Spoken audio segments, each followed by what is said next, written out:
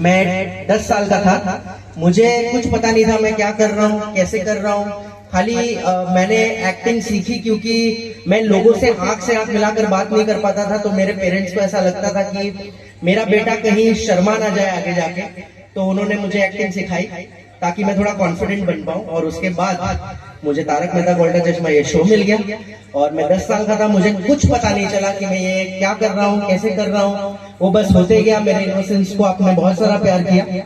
और उसके बाद 16 साल बाद जब मैंने छोड़ने का डिसीजन लिया, तब ऑब्वियसली एक दिल में बहुत एक जगह अभी भी खत्म, मतलब पूरी नहीं हुई है, क्योंकि वो मेरा पहला घर था। मेरा दूसरा घर मेरा एक्चुअल घर था, क्योंकि ज्यादा टाइम मेरा शूटिंग पे ही बिताता था मैं। तो मैं हमेशा सबको यही बोलता हूँ कि मुझे संस्कार मेरे माँ बाप ने तो दिए हैं, लेकिन वहाँ की जो फैमिली है, तारक मेहता का उल्टा चश्मा के सारे आर्टिस्ट, सारे क्रू, सब कुछ उन्होंने मुझे संस्कार दिए हैं। और आज आपके सामने मैं जो भी हूँ, आप लोगों की वजह से तो हुई, बट उनके वजह से।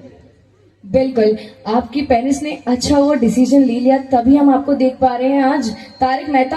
और नए एपिसोड में कितनी अच्छी बात हो, लेकिन मजा तभी आता है कि जब एपिसोड पुराना हो और जिसमें गोली जी हो, यानी कि कुछ शाह हो। जब आप जेठालाल जी को परेशान करते हो, उनको टेढ़ी टेढ़ी निगाहों से देखते हो, वो तो हमारा सबसे प्रिय है कि नहीं?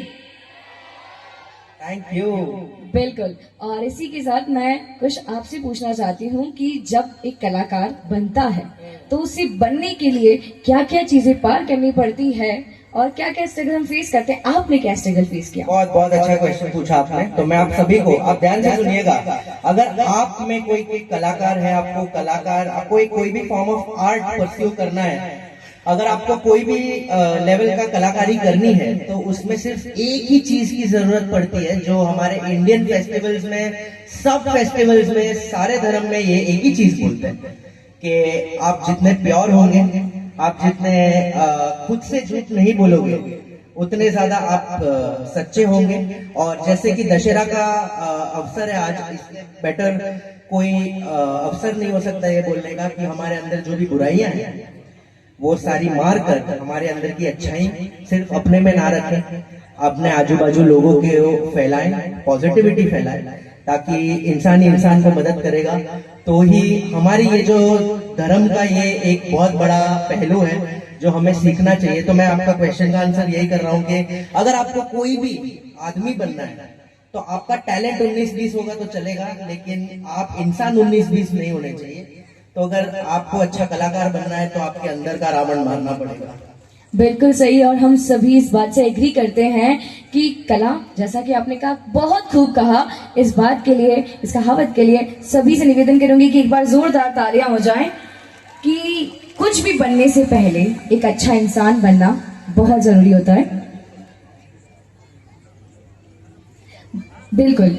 आप मुझे बताइए कि जैसे हम ऑन स्क्रीन, हाँ मैं देखती हूँ कि टप्पू सेना की बहुत सारी मस्ती आप करते हो, तो ऑफ स्क्रीन भी इतनी मस्ती चालू रहती है?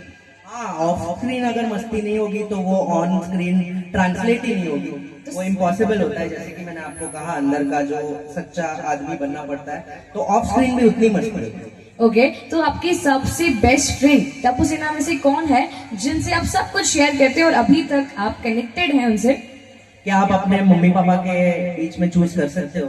नहीं। तो टप्पू सेना क्या, तारक मेहता का कोई भी आर्टिस्ट में से एक जन को चूज करना बहुत ज्यादा डिफिकल्ट है, क्योंकि वो मैं अलग अलग इंसान नहीं देखता हूँ, मैं एक चीज देखता हूँ उसको। वो मेरा घर है, वो मेरी फैमिली है। तो आप फैमिली में से किसी को भी चूज नहीं कर सकते, तो सारी मेरे फेवरेट है।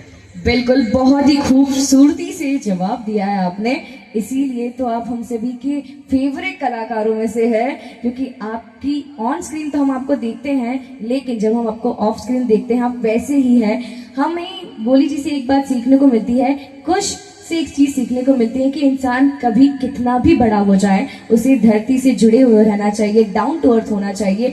जैसा कि कुछ जी है कि जो हमसे इतना नॉर्मली बात कर रहे हैं, इतना, वो आज 16 साल का सफर उन्होंने पूरा किया है ऐसे शो में जो हिट रहा है हमेशा और अभी भी हिट है। उस शो के कलाकार हमारे बीच है, लेकिन उनसे हमें सीखने को मिलता है कि डाउन टू अर्थ रहना बहुत जरूरी है, जैसा कि वो है। मुझे बताइए गोली जी, सबसे फेवरेट, मैंने ऐसा सुना है कि जब आप तारक मेहता में थे तब बहुत सारे कलाकारों से भी आपकी मुलाकात हुई, तो सबसे फेवरेट आपका कौन सा एपिसोड रहा है? आई रिक्वेस्ट प्लीज ये लाइट्स को आप उस साइड टर्न कर दीजिए।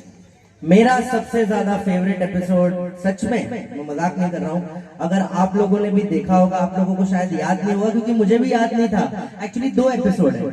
एक एपिसोड है जहाँ पे हम टप्पू सेना वस्त्र विसर्जन कर देते हैं और हम लोग एक प्रोटेस्ट करते हैं कि हमें क्रिकेट किट चाहिए, वो वाला एपिसोड तो है ही। लेकिन एक स्पेशल दशहरा वाला एपिसोड है जो आप सबको देखना चाहिए, जहाँ पे जेठालाल के सपने में रावण आते हैं। वो वाला एपिसोड मेरे लिए, इतने जितने भी 4500 हो गए, उसमें से मेरा फेवरेट एपिसोड हो। एक बार जोरदार तालियां हो जाए। बिल्कुल, कोई कभी कितना भी बड़ा हो जाए लेकिन हमेशा छोटा बन के रहना, हमें इनसे सीखने को मिलता है और हमेशा हम सीखते रहेंगे। आप यहाँ आए उसके लिए आपका बहुत बहुत धन्यवाद। मैं सर्वनिया महाराज की अध्यक्ष महोदय, मैं भी थैंक यू बोलना चाहूंगा सभी लोगों का, और स्पेशली जो ऑर्गेनाइजर्स हैं, अध्यक्ष महोदय हमारे, मेरे खास मित्र भूपेश भाई जैन, उनको स्टेज पे बुलाना चाहूंगा।